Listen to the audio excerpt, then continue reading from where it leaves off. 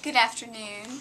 We are going to talk about what craft we're going to do this Wednesday night for 1st and 2nd grade in Kids Praise. And we're talking about King David and the National Treasure. So one thing that we're going to do is we're going to make crowns for them to wear. And this is actually going to be not just a craft, but it's going to have a spiritual lesson in it as well.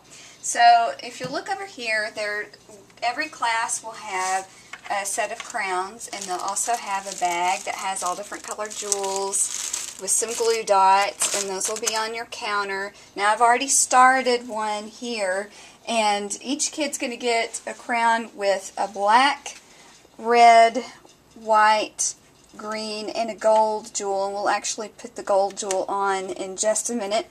But this is the spiritual lesson that goes along with it. The black, which this is actually a glass tile, so you do want to kind of help your children, especially with the black glass tile, so that they don't run their fingers across it and maybe cut their hand. That would not be a good idea.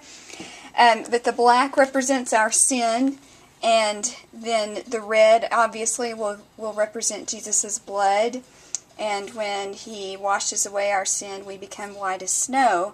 And then we study God's Word, and we draw closer to Him, and we grow. That's what the green stands for.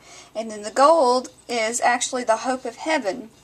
Now, to make sure that you get these jewels on right, you want to kind of center it up on the little points on the crown, and then you just take a glue dot, and you stick it here. We want to put it along the base line because they are a little heavy, maybe too heavy to put on the top.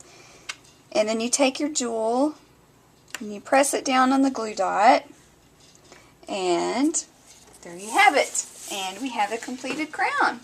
And now the only thing that you have to do is just fit it to each child's head. And if you notice, there's a little hook here, and it just goes underneath in one of these slots, however big the child's head is, and then they have their crown.